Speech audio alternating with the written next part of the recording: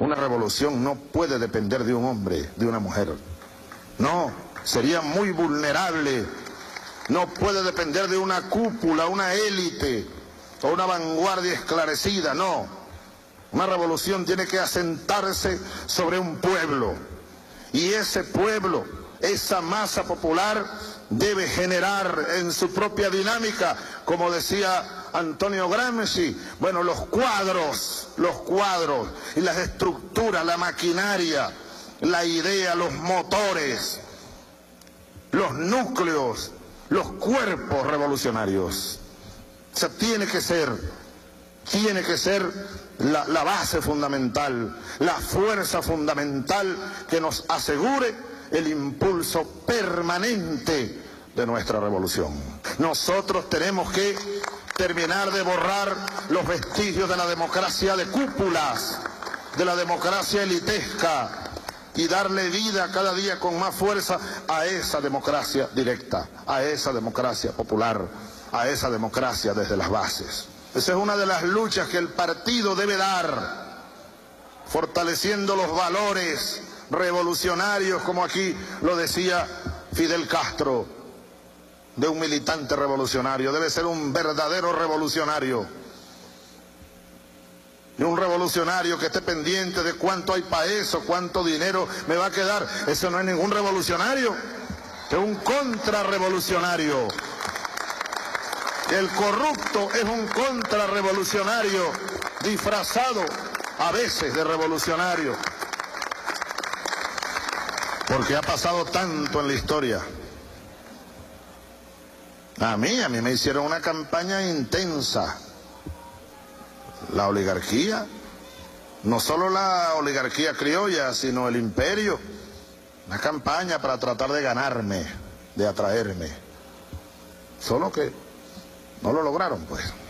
Y como no lo lograron después, bueno, trataron de matarme, me derrocaron. Pero hicieron grandes esfuerzos, hay que reconocerlo, son muy hábiles los oligarcas de aquí y del mundo. Porque ahí están las raíces de lo que ocurrió luego. Y solo el conocimiento genera conciencia de las situaciones que hemos vivido, las que estamos viviendo y las que vamos a vivir. Todo militante, cuadro revolucionario debe saber bien qué es lo que aquí ha pasado. Y debe ser además, como decía Cristo, luz del mundo. Debe andar como una antorcha iluminando oscuridades que todavía hay. Porque solo el conocimiento nos hará libres. Solo el conocimiento genera conciencia. Y sin conciencia es imposible pensar en una revolución. Es imposible.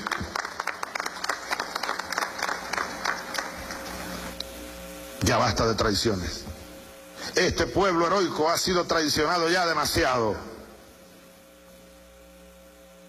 Nosotros llegamos aquí para hacer una verdadera revolución y llevar a ese pueblo a la mayor suma de felicidad posible o morir en el intento.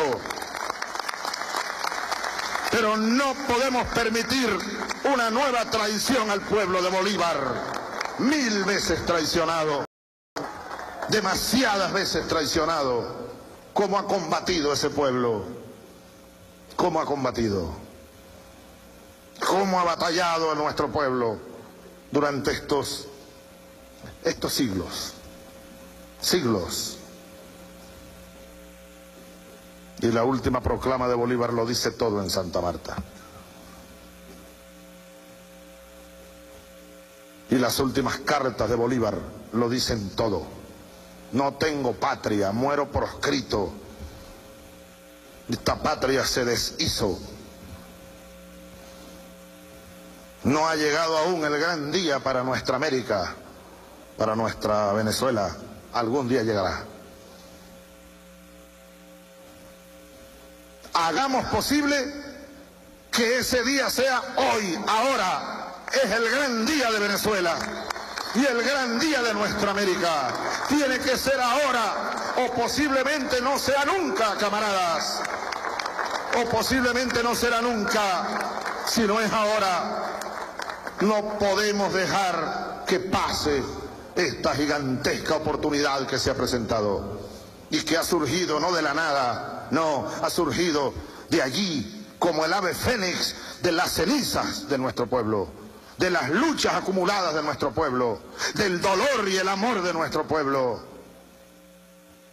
Vean ustedes, veamos nosotros la tremenda responsabilidad que tenemos sobre nuestros hombros. La gigantesca responsabilidad que tenemos. Asumámosla cada día con mayor entereza revolucionaria, con mayor claridad política, con mayor voluntad, con mayor conciencia. Bueno, y así fue que llegamos a esa otra, a esa nuestra, o a esta nuestra revolución, que comenzó, despertó después del 23 de enero, que se apagó en el tiempo, y un nuevo coloniaje, como dijo Bolívar, se instaló en Venezuela, el pacto de punto fijo y un nuevo entreguismo, y la crisis más profunda de nuestra historia en lo moral, en lo político, en lo económico, en lo social, cayó sobre Venezuela. Sodoma y Gomorra. De allí, de aquel tremedal, surgió el volcán que erupcionó el 27 de febrero de 1989. Ahí comenzó esta revolución. Rindamos tributo al pueblo mártir que salió sin armas a las calles a morir, a dar su vida, hizo correr su sangre. Pueblo mártir, una vez más. Ahí comenzó, sin duda, esta revolución social, esta revolución política. Compromiso socialista. Compromiso socialista. La construcción del socialismo no es cualquier cosa. No es soplar y hacer botella, no es declararnos socialistas. Claro, debe comenzarse como siempre, por el principio. Como dice la Biblia, ¿no? El principio. El principio es el que hemos estado viviendo. El despertar del espíritu socialista.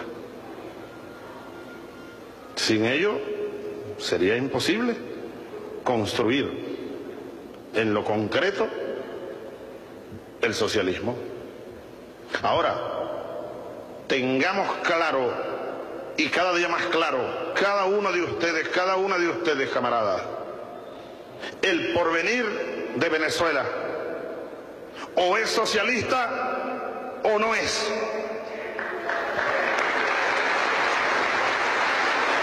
O no es. El capitalismo es el camino a la destrucción de la república, de la patria, de la sociedad, de todo.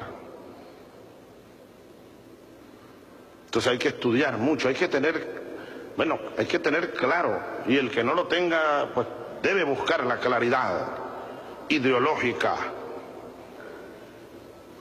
Parte de la esencia de la existencia, de la conciencia, de la ética, pero claro que tiene y debe tener su proyección política, humana, económica, social, delante de nuestro pueblo, ese pueblo humilde y grande que está escribiendo él y nosotros dentro de él, una página en esta historia, una gran página en esta historia. ponernos a la altura de ese pueblo, de su esperanza, de su amor, de su historia, de su pasión, de su fuerza, de su coraje, de su grandeza.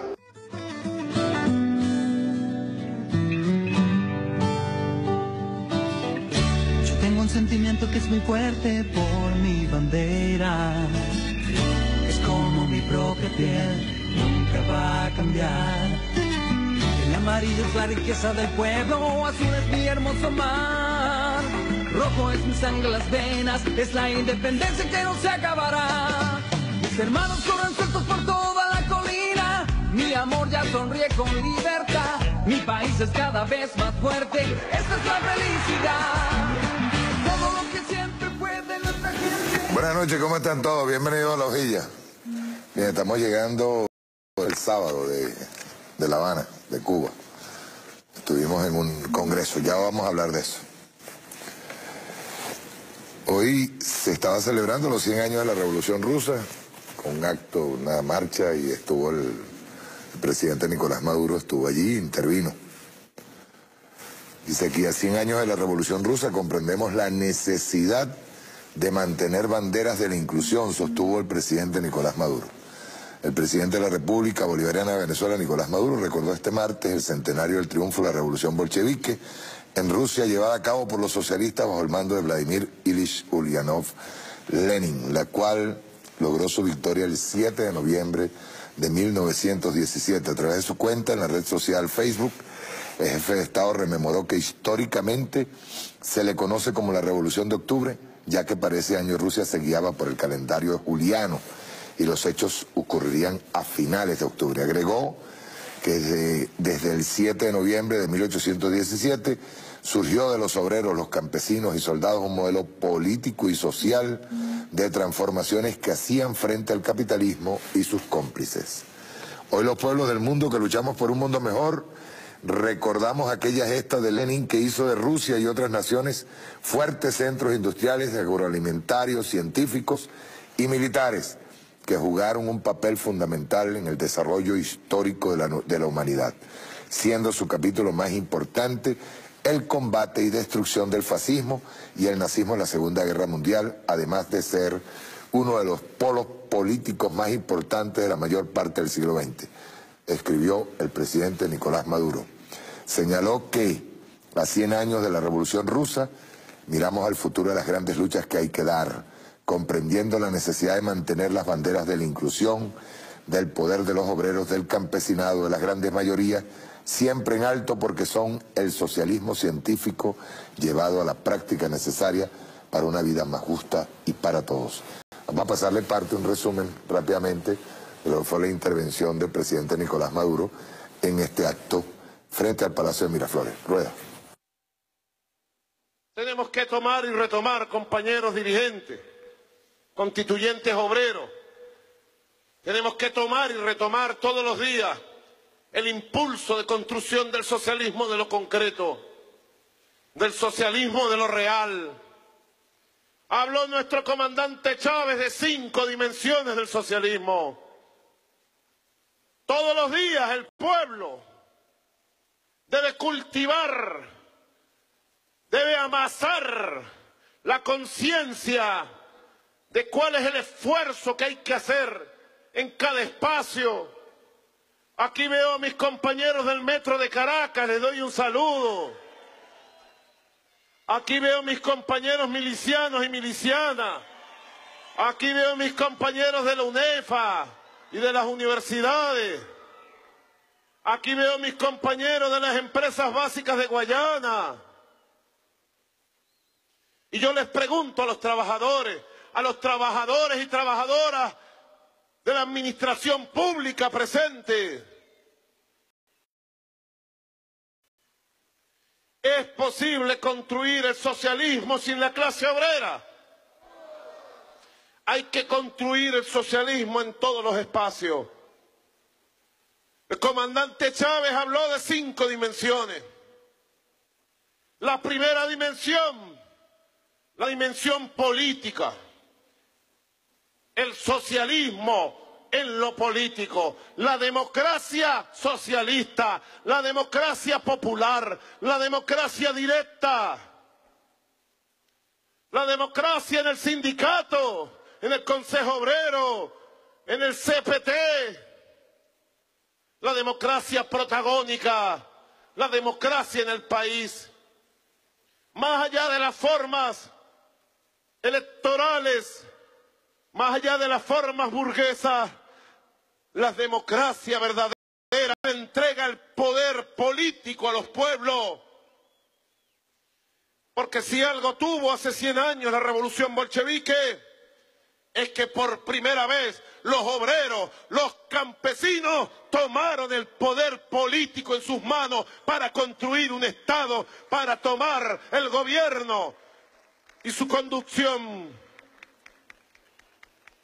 10 de diciembre se conmemora un aniversario, saben ustedes, ¿verdad?, de la batalla de Santa Inés, cuando uno de los precursores del socialismo venezolano, el general del pueblo soberano, Ezequiel Zamora, hizo morder el polvo de la derrota al ejército centralista de la oligarquía. 10 de diciembre de 1859, siempre celebramos la victoria de Ezequiel Zamora en la batalla de Santa Inés, que tanto recordará siempre nuestro comandante Hugo Chávez. ¿Y cómo vamos a celebrar este domingo 10 de diciembre? Votando, votando y votando. Que nadie se quede sin votar por los candidatos revolucionarios y las candidatas revolucionarias. Democracia, primera dimensión del socialismo. Democracia verdadera, popular. Democracia obrera. Democracia participativa, protagónica. La segunda dimensión del socialismo que dijo el comandante Chávez. La dimensión económica. El socialismo en lo productivo.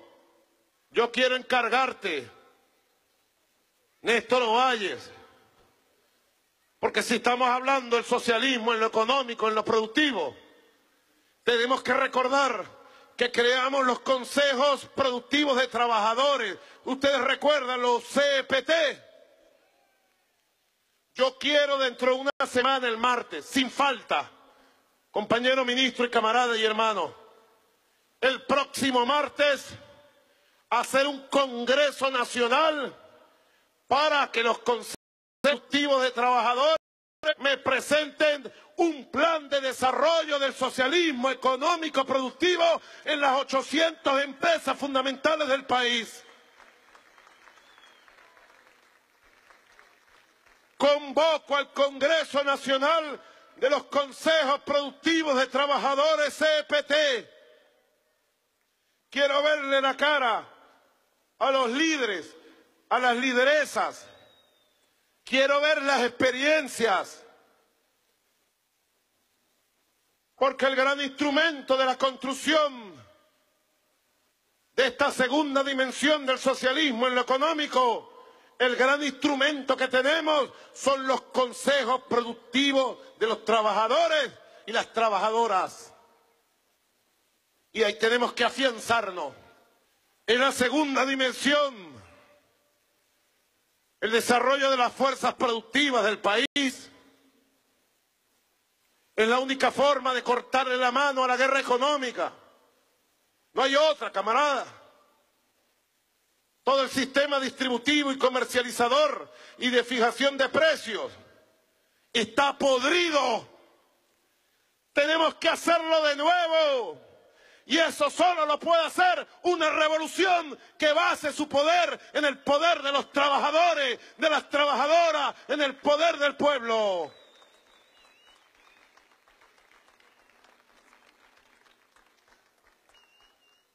La tercera dimensión que hablaba el comandante Chávez, la dimensión territorial. Y el comandante siempre insistió en que las misiones y grandes misiones son la columna vertebral de la construcción del nuevo modelo del estado de bienestar social en el socialismo. El estado de bienestar social en el socialismo. Por eso, para impulsar y acelerar aún más la revolución socialista en el campo de la dimensión social, es que yo fundé el Carné de la Patria, y el Carné de la Patria va para adelante. La cuarta dimensión, el socialismo en lo territorial, el socialismo comunal, el socialismo comunitario, el socialismo en el territorio, en el barrio, en el pueblo. Compañeros invitados, y es uno de los aportes del comandante Chávez a la teoría universal y mundial del socialismo. Cuando Chávez habló del socialismo en lo territorial, habló de la construcción del sistema comunal, de las ciudades comunales, de las comunas, de los consejos comunales. Y nosotros desde los consejos comunales hemos articulado más de 30.000 comités locales de abastecimiento y producción. Atendemos a más de 6 millones de familias, porque pensamos en grande, actuamos en grande. Ahora hay que profundizar, sí, estoy de acuerdo. Asumo la crítica y me hago la autocrítica para la acción constructiva. Porque la crítica, compañeras, y la autocrítica no es para dividir nuestras fuerzas. Algunos compañeros reivindican, no le tengas miedo a la crítica, a la autocrítica, es que nadie le tiene miedo.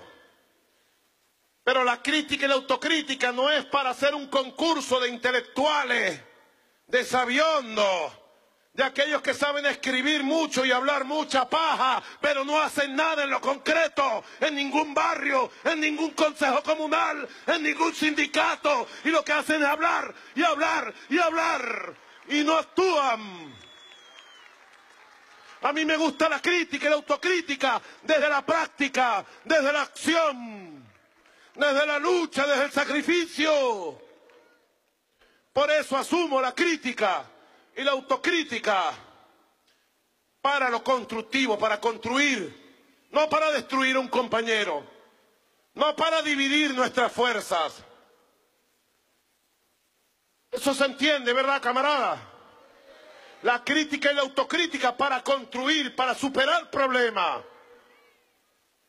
La crítica y la autocrítica hecha desde la calle, desde la acción, desde la comuna, desde la fábrica. No desde la paja loca de 4 ideas que escriben. Yo llamo a la crítica y a la autocrítica desde la práctica para construir, para unir, para superar problemas y para la acción. Vamos a iniciar un gran debate transformador en los consejos comunales y en las comunas del país para profundizar el carácter socialista y comunal de los comités locales de abastecimiento y producción, y que los CLAC sean una gran revolución comunera adentro del barrio, adentro del pueblo. ¿Están de acuerdo? Aprobado.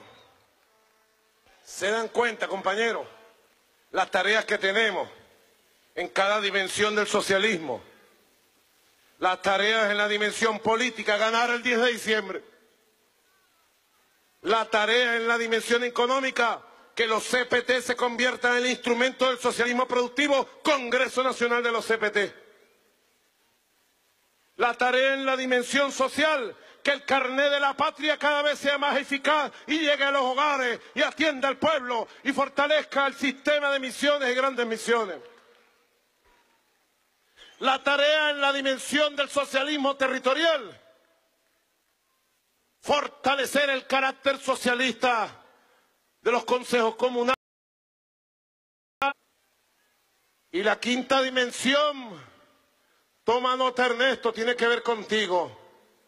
La quinta dimensión, compañeros invitados, del socialismo que Chávez descubrió, que Chávez articuló, que Chávez creó con sus manos y su corazón, es la dimensión espiritual, la dimensión moral, el hombre nuevo, la mujer nueva, la sociedad nueva. Fíjense bien, vamos a tomar como base las dos alocuciones. Primero, el video ejemplo que pusimos al principio del comandante Chávez, y segundo, estas reflexiones que hizo el presidente Nicolás Maduro en el 100º aniversario de la revolución bolchevique. Bien, eso tiene que ver con una denuncia que nosotros fuimos a hacer a La Habana, Cuba. Fíjense bien, en La Habana, Cuba se presenta lo que nosotros llamamos, nos invitaron a un congreso llamado Psicosalud 2017, cual fuimos invitados a psicólogo Ovilia Suárez, el mayor general Angiolillo, Pascualino Angiolillo, y quien les habla, Mario Silva. Nosotros fuimos, obviamente, en estos congresos, lo que se presenta generalmente es el tema salud.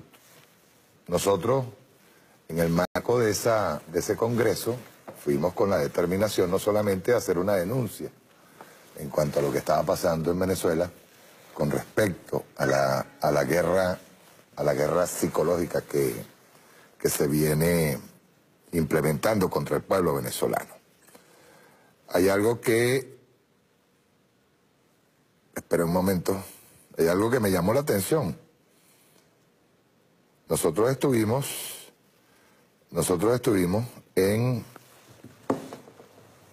primero en una exposición que hicimos en la Casa de las Américas, luego en el Congreso, estuvimos en la apertura, luego en el cierre del Congreso de Psicosalud 2017, y algo que nos llamó la atención, sobre todo en Casa de las Américas. Fíjense bien, yo vengo con una preocupación, y la preocupación tiene que ver con la forma en que nosotros le damos nomenclatura, o definimos los fenómenos, o no fenómenos, sino las herramientas utilizadas en el campo de la psicología y las herramientas utilizadas en el campo económico, y cómo esas herramientas se fueron, de acuerdo a los países, fueron cambiando de nombre. Incluso fueron cambiando de nombre para conveniencia de los grupos oligárquicos. En el momento en que estábamos dando, en la Casa de las Américas en La Habana, estábamos dando la conferencia sobre la guerra económica, guerra psicológica en Venezuela, yo menciono la palabra bachaqueo. Y siendo Cuba, país nuestro, y estando allí unos periodistas, Cuba, país nuestro aliado, pues amigo, nos preguntaron qué significaba la palabra bachaqueo. Yo le decía ayer a Delcy, la presidenta de la Asamblea Nacional Constituyente, le decía que una de las preocupaciones mías, en este caso, fue que no definimos universalmente cuáles son los planes de ataque. Y no los denunciamos universalmente, con nomenclatura universal, cuáles son esos ataques y cómo se hacen. Por ejemplo, si nosotros empezamos a revisar históricamente cuáles han sido los ataques en contra de aquellos estados que se han atrevido a tratar de construir un estado socialista, encontramos que los ataques generalmente son los mismos, el mismo guión. Sea en Guatemala hubo desabastecimiento, hubo, escondieron la comida, escondieron las medicinas. Luego vas así como a Chile, vas a la Unión Soviética. En la Unión Soviética, antes de la caída de la Unión Soviética, habían este tipo de elementos que era contra el cono monetario y esconder alimentos, esconder medicina. Es decir, el mismo el mismo sistema de ataque. Pero, repito, como nosotros hacemos local como les digo yo, le ponemos un nombre local, sea aquí, sea en Chile, sea en los países en donde se atacó, lo hacemos local. Obviamente, cuando nosotros cruzamos información que en este momento es muy interesante para que el mundo sepa cómo el imperialismo norteamericano ataca y cómo ha venido, no solamente el imperialismo, sino todos los factores de poder. Caso la misma Margaret Thatcher cuando estaba cuando se estaba atacando a la Unión Soviética. Es decir, los mismos mecanismos, las mismas herramientas son utilizadas en diferentes procesos y en diferentes tiempos. Pero siempre hay que ir a fondo, estudiar bien el proceso de ataque para poder entender cómo se vinieron repitiendo cada uno de esos procesos. Esa es la primera preocupación que yo expresé abiertamente en La Habana. La segunda es que estábamos manejándonos dentro de un escenario que es médico, de salud, y luego de la exposición muy, pero muy detallada que tiró Ovilia Suárez, más la exposición hecha por el mayor general Angiolillo, yo pedí disculpas ante el Congreso porque estábamos incluyendo la política, es decir, lo que es la guerra política y económica y psicológica en contra de Venezuela, en ese escenario, que es un escenario de salud. Pero era necesario hacerlo. Eso culminó con una aprobación, por favor, y no me han pasado ni una de las láminas de lo que estoy hablando.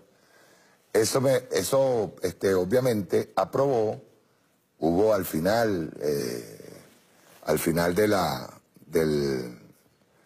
en el cierre, pues, aprobó por unanimidad, se aprobó aprobaron la condena a la guerra psicológica que se mantiene contra Venezuela. Allí estaban incluso Alberto, una camarada, lamentablemente no recuerdo el nombre ahora, una camarada que al final, después que nosotros participamos, dijo que no, que ese Congreso no solamente estaba dado para cuestiones de salud, sino que toda herramienta que se haya utilizado psicológica en contra de los pueblos tenía que ser condenada. Tenía que ser condenada. Es decir, hubo unanimidad en cuanto a la condena.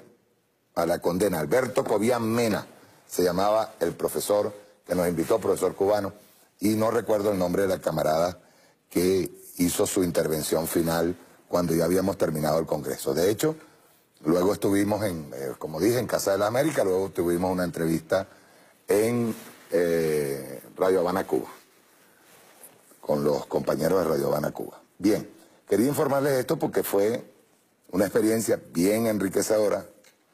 Se cumplió el objetivo, que era la denuncia concreta de la utilización de herramientas que son propias para sanar a las personas, para ayudar a las personas, se utilizan para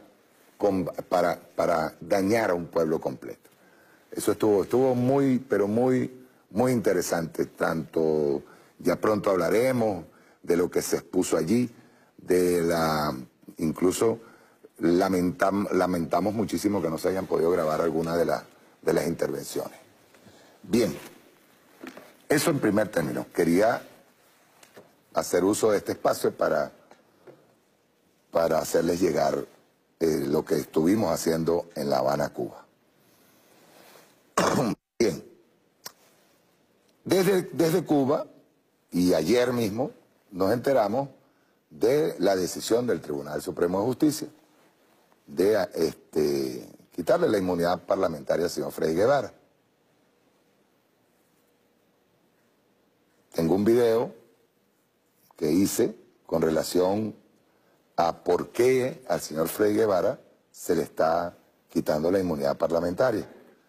Y cuando decimos por qué, es porque ya es hora, fue una promesa hecha por la constituyente, en que comiencen a buscarse los responsables, a ubicarse, a ser juzgados los responsables, quienes cobardemente, como el caso de Freddy Guevara, cogen y se instalan en la Embajada de Chile.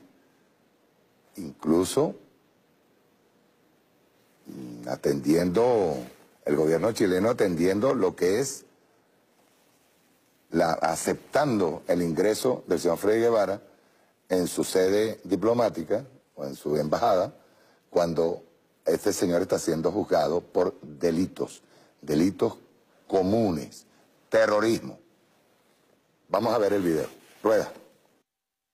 Esta decisión se toma tras el pedido de asilo que se presenta después de que el Tribunal Supremo de Justicia de Venezuela señalara que el diputado opositor Freddy Guevara deberá ser juzgado por tribunales ordinarios. El TSJ realizó el pronunciamiento tras solicitar a la Asamblea Nacional Constituyente que se levante la inmunidad al diputado Guevara. De acuerdo con el Poder Judicial, el dirigente del partido de ultraderecha incurrió sistemáticamente en delitos de asociación, instigación pública continuada, uso de adolescentes para delinquir, promover acciones de violencia para intentar derrocar al gobierno nacional. El TSJ también ordenó la prohibición de salida del país de Guevara. La decisión de levantar la inmunidad parlamentaria del líder opositor y miembro fundador del partido de derecha Voluntad Popular, Freddy Guevara, ha sido tomada en sala plena del Tribunal Supremo de Justicia, máxima instancia del Poder Judicial en Venezuela. El político opositor se hizo cargo del partido Voluntad Popular, luego que Leopoldo López, artífice de las protestas violentas de 2014, donde fallecieron 43 personas, fuese procesado y condenado a 13 años de cárcel por los delitos de instigación pública, daños a la propiedad, incendios y asociación para delinquir. Guevara, uno de los principales promotores de los planes insurreccionales en Venezuela, enfrenta cargos similares a los de López y además el cargo de uso de adolescentes en grupos de choque, todo ello por la oleada de violencia entre los meses de abril y julio de 2017, que dejó un saldo de 124 muertos y causó graves daños materiales.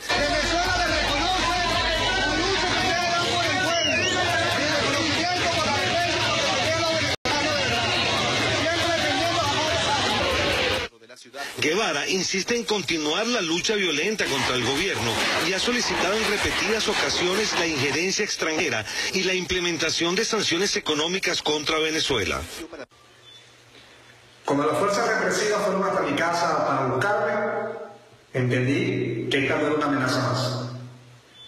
Por lo tanto, decidí grabar este video y pedirle a mis hermanos de Voluntad Popular que lo hicieran público el día que la fraudulenta constituyente decidiese dar un paso más. Yo estoy convencido de que vamos a ganar. Al final del mes, ellos se van a ir y nosotros nos vamos a quedar. ¿Por qué no le hablan claro al país? Ese es un país, señores, al que hay que hablarle ya claro. ¿Se parece esto al pacto de Punto Fijo? ¿Pudiéramos pensar en el 31 de octubre de 1958? No, yo creo que se parece más, si vamos a usar referencias históricas, por lo menos latinoamericanas, ¿no? Bueno, en Venezuela también hay una. Creo que se refiere más a los gobiernos de amplia base. Y la concertación chilena, ¿no? La concertación chilena, ¿no? Augusto Pinochet derroca cobardemente al mandatario de la dignidad de América Latina, Salvador Allende. Acción irregular que lo convierte en presidente de facto de Chile el 17 de diciembre de 1974, dando inicio a 17 años de una de las dictaduras más crueles que vive América Latina.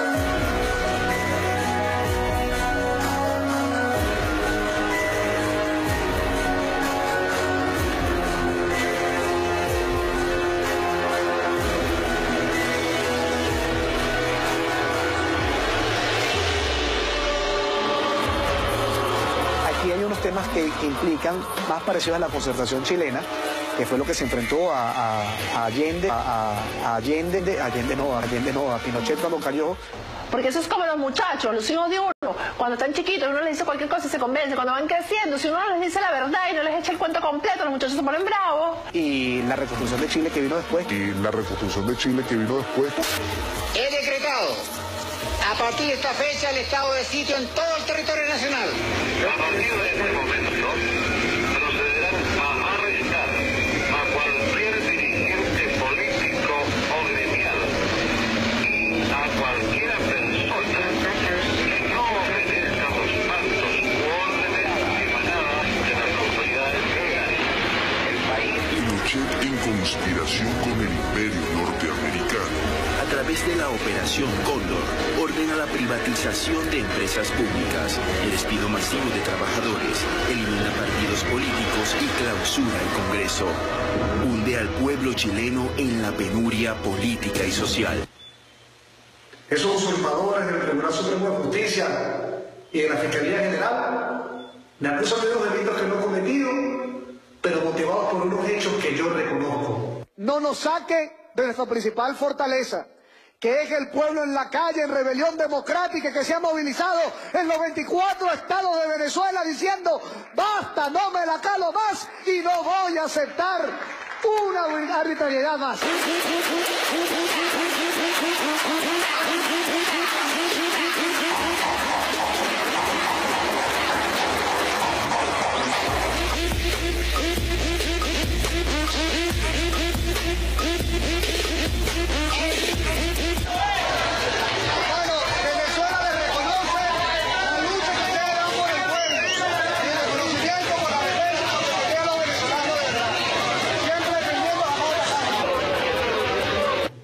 Yo sí llamé a la protesta, yo sí llamé a la calle y creo en la desobediencia civil. La convoqué y la volveré a convocar. Los ambiguos son los que nos han convocado a todo este conjunto de errores que nos tienen hoy donde estamos. Y los ambiguos son los que dijeron hace mucho tiempo: bueno, el presidente es ilegítimo, pero después fueron a recibirle recursos al Consejo Federal de Gobierno, lo reconocieron. Son los mismos que convocaron en una oportunidad, por ejemplo, en el tiempo más reciente, calle y más calle, que el gobierno la semana que viene cae. Y después, sin darle ninguna explicación a la gente, le dijeron: no, ahora vamos a las elecciones. Y después de las elecciones, ahora van a la abstención. Entonces, ¿qué mensaje es eso? Entonces tú no le vas a contar al país. Tú le vas a contar al país lo que a ti te conviene que el país sepa. Eso no es así.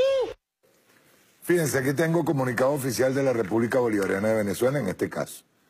Ojo, después voy a hacer un análisis con respecto a varias cosas que están sucediendo, que tienen que ver con todo esto que viene pasando. Dice aquí: el gobierno de la República Bolivariana de Venezuela, ante la reciente decisión de la Sala Plena del Tribunal Supremo de Justicia sobre la situación jurídica del diputado Freddy Guevara, expresa lo siguiente. Primero, conforme al Estado Social de Derecho y de Justicia vigente en Venezuela y en acatamiento al principio de separación de poderes, el gobierno bolivariano toma nota de la decisión del Poder Judicial y mantiene su convencimiento de que las instituciones nacionales seguirán actuando conforme al ordenamiento jurídico venezolano, a la plena vigencia de la democracia y dentro del más estricto respeto a los derechos. Segundo, el gobierno bolivariano está decidido a garantizar la estabilidad política e institucional de la República, siendo que ello constituye uno de los fines esenciales del Estado. En ese sentido, brindará toda la colaboración que requiera el Ministerio Público o los tribunales nacionales en la instancia o momento que sea requerido. Tercero, la Constitución venezolana reconoce la inmunidad parlamentaria como principio esencial para el resguardo de la función legislativa y establece los procedimientos en caso de que sea requerido su allanamiento.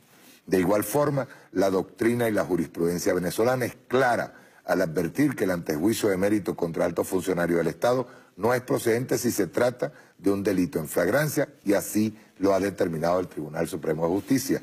Cuarto, para el pueblo venezolano resultan públicas y notorias las actuaciones del diputado Freddy Guevara y su presunta responsabilidad durante las acciones violentas de desestabilización política conocidas como las guarimbas, que dejaron un doloroso saldo en pérdidas humanas y daños materiales entre los meses de abril y julio de 2017. Sin embargo, corresponde a los tribunales ordinarios de la República la confirmación o no de esta presunción y las actuaciones que dicte en ejercicio de la potestad exclusiva de la Administración de la Justicia. Quinto, de acuerdo a las leyes venezolanas, el diputado Freddy Guevara dispone de todas las garantías jurídicas para preparar su defensa conforme al debido proceso, tal cual lo establecen la Constitución y las leyes. El señor Freddy Guevara se enconchó. Simplemente el señor es un cobarde y sale corriendo. Número de sentencia 69, procedimiento del antejuicio de mérito, parte del doctor Tarek William Saab en su fiscal general de la República, el ciudadano Freddy Alejandro Guevara Cortés en su condición de diputado de la Asamblea Nacional por el Estado Miranda. Decisión 1.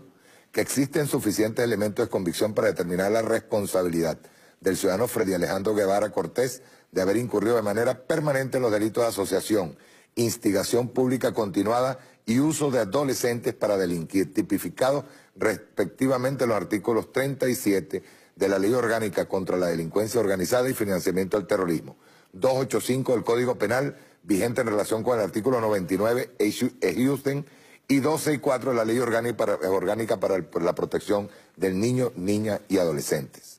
2. Que en los casos de los delitos en flagrancia no es procedente la institución del antejuicio de mérito de conformidad con lo dispuesto en los artículos 200 de la Constitución de la República Bolivariana y 116 de la Ley Orgánica del Tribunal Supremo de Justicia. 3.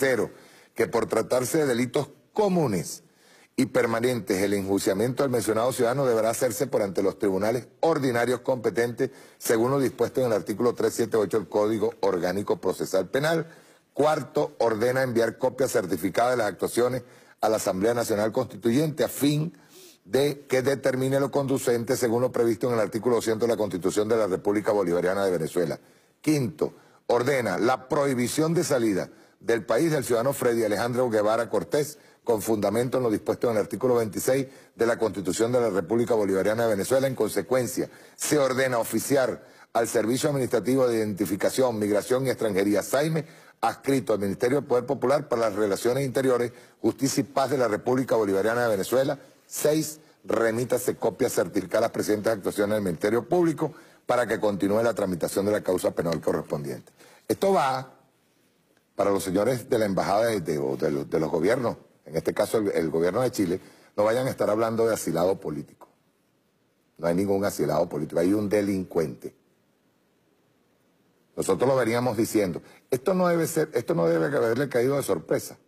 De hecho, cuando él vio que iba a ser, que había la posibilidad de ser enjuiciado, sale corriendo y se mete como asilado político. Él no es asilado político. Quedemos claros. Este señor es un delincuente. Los actos, y yo creo que esto es un acto reivindicativo no solamente por parte de la Fiscalía del Tribunal Supremo de Justicia, sino era un pedimento, era la voz del pueblo a través de la Asamblea Nacional Constituyente pidiendo y exigiendo justicia. Justicia. Justicia. Y no solamente Freddy Guevara, quedemos claros, no es solamente Freddy Guevara. Aquí hay gente, ya veremos quién sale corriendo para otra embajada, será la embajada norteamericana o será a otro tipo de embajada, allá ellos. Pero aquí se va a hacer justicia, como debe ser. Vamos a ver cuáles fueron las actuaciones, resumen de la sesión de la Asamblea Nacional Constituyente. ¿La tienen lista? Listo, rueda. El Ministerio Público quiso presentar este libelo ante el TCJ y pudimos ver algunos delitos en cada una de estas escenas que he tenido muy brevemente que describir de forma muy resumida. Voy a citarlos con los nombres y con los números de los artículos de ley. Uso de adolescentes para delinquir, previsto y sancionado en el artículo 264 de la Ley Orgánica para la Protección de Niños, Niñas y Adolescentes. Voy a resumir brevemente parte del texto. Quien cometa un delito en concurrencia con un niño, niña o adolescente, o sea determinador o determinadora del delito, será penado o penada con prisión a tantos años. Es decir, esto es un delito penal en este país, y yo creo que en cualquier otro país, ¿verdad? Asociación para delinquir, previsto y sancionado en el artículo 37 de la Ley Orgánica contra la Delincuencia Organizada y Financiamiento al Terrorismo. De manera breve, sacamos unos párrafos que dice: quien forme parte de un grupo de delincuencia organizada, y todo lo que se hizo fue eso, ¿verdad? Esos grupos de choque no eran unos Boy Scouts que sacaron así de la nada. Se vio que eran grupos de choque organizados, pagados, mantenidos, financiados, tutelados. Quien forme parte de un grupo de delincuencia organizada para cometer uno o más delitos graves estará cometiendo el delito de asociación para delinquir.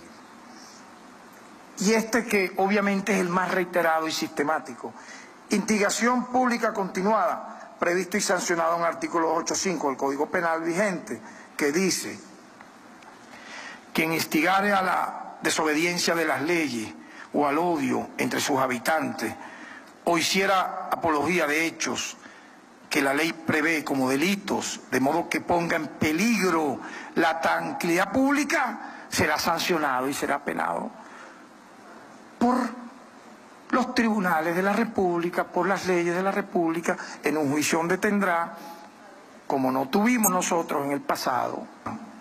En el año 2002, Tarek William Saab tenía inmunidad parlamentaria, yo presidía la Comisión de Política Exterior, y de facto, sin que mediase que nadie llevase un libelo, en este caso tenía que ser el Ministerio Público, ¿verdad?, al TCJ, y explicara si cometí o no un delito, se me sometiera a un juicio. Allí el fiscal que me atendió en la DICI me dijo que me preparara, más bien, me dijo: prepárate porque tenemos un escrito sobre tenencia de armas de guerra. Yo en mi vida he disparado una pistola de agua, pero ya ellos tenían eso bien documentado. Y ocurrió que el comandante presidente Hugo Chávez, gracias a una rebelión cívico-militar de toda la nación venezolana y de sus factores más decentes y patrióticas, regresó y le salvó la vida, quién sabe a cuántos miles y miles y miles de venezolanos.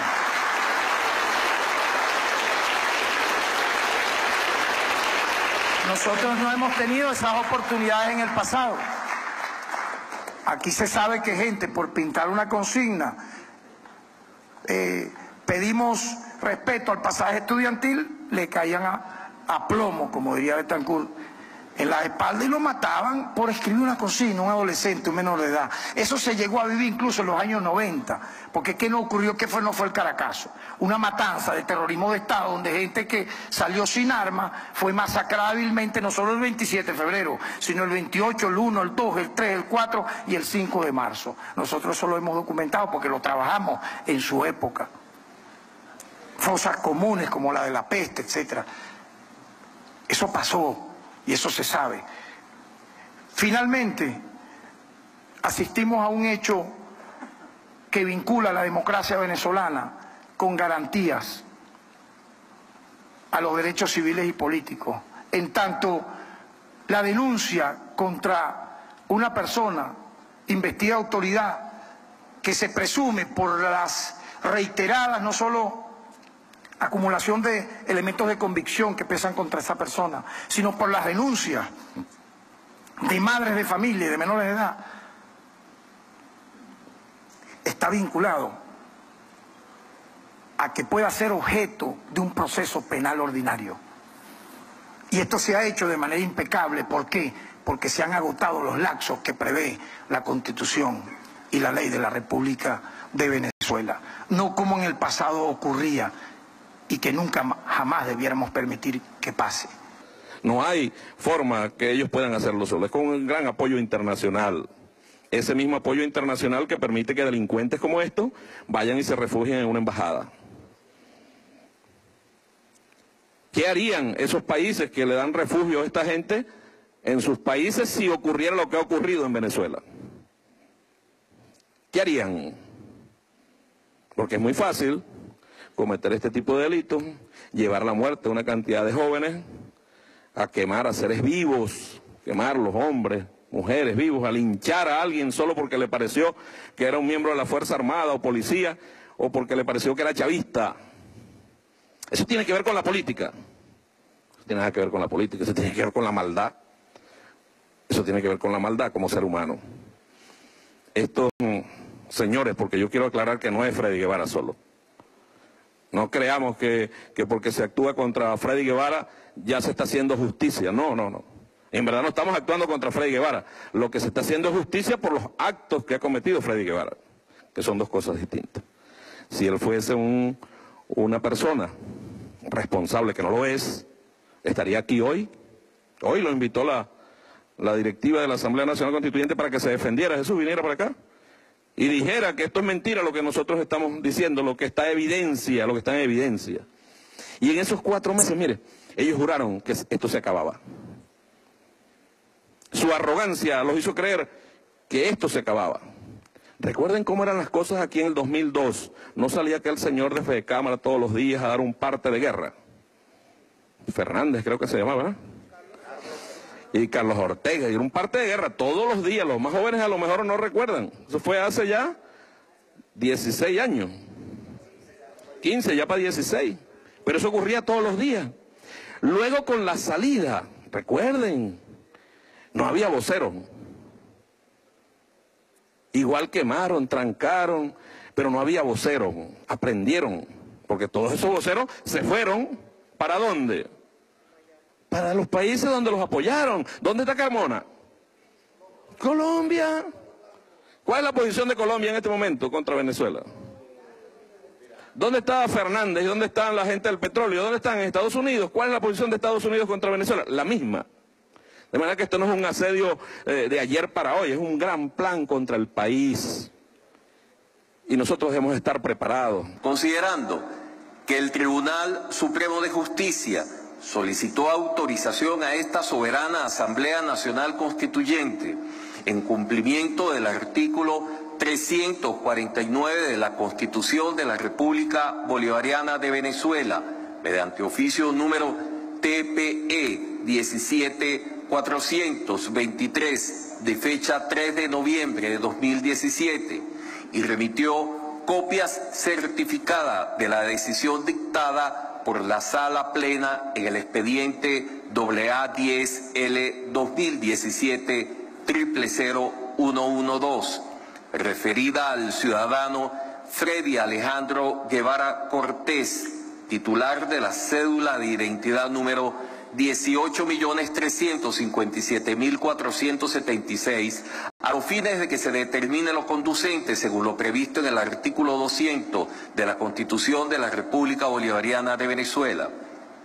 Considerando que el Tribunal Supremo de Justicia ha constatado la existencia de medios de prueba suficientes para considerar que el ciudadano Freddy Alejandro Guevara Cortés se encuentra incurso de forma continuada en los delitos de uso de niños, niñas y adolescentes para delinquir, asociación e instigación pública al odio, previstos y sancionados según la legislación penal vigente, considerando que la Comisión de la Verdad, Justicia, Tranquilidad y Paz Pública, en cumplimiento de su mandato, ha recibido diferentes testimonios de víctimas y personas que intervinieron en los sucesos de violencia con fines políticos ocurridos en nuestro país en abril a julio de 2017, los cuales se señala a Freddy Alejandro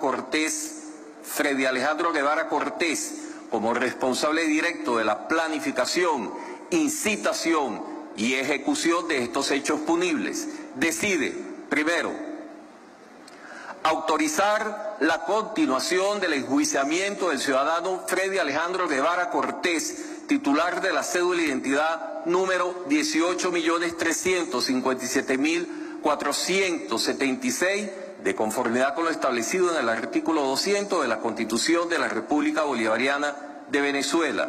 Segundo, publíquese el presente acto constituyente en la Gaceta Oficial de la República Bolivariana de Venezuela y comuníquese al Tribunal Supremo de Justicia y al Fiscal General de la República.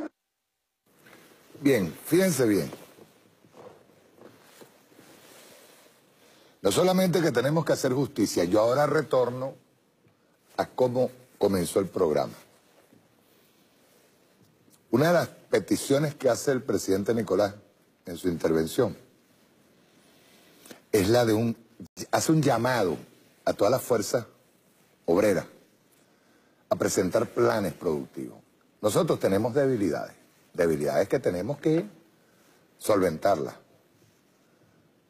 Una de las debilidades más terribles que tenemos es que no tenemos soberanía alimentaria. La producción alimentaria tiene que ser prioridad. Uno.